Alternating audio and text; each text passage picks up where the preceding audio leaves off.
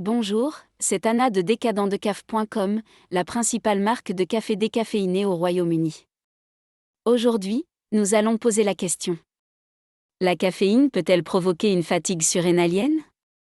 La vie moderne est trop occupée, frénétique et cela peut amener les gens à être constamment en alerte et cela n'est pas aidé par la caféine.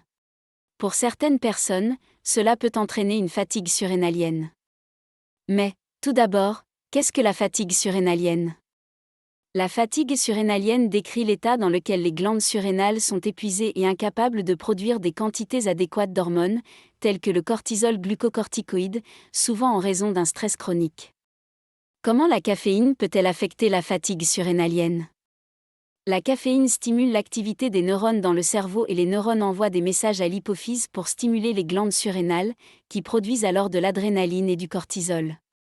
L'adrénaline et le cortisol sont ces fameuses hormones qui augmentent dans l'organisme lorsque l'on est confronté à un danger, un stress ou une surprise.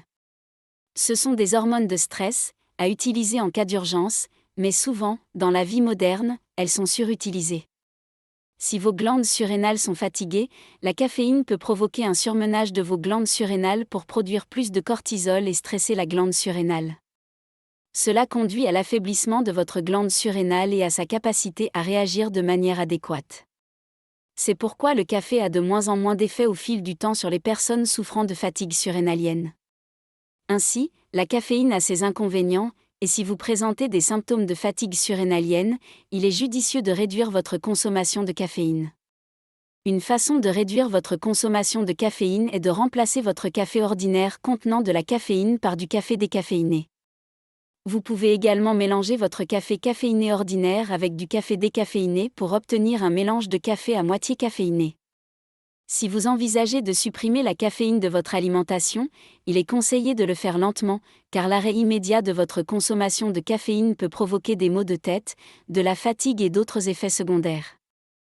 Nous recommandons le processus de décaféination à l'eau suisse, qui utilise de l'eau sans produits chimiques pour décaféiner les grains de café et est à 99,9% sans caféine.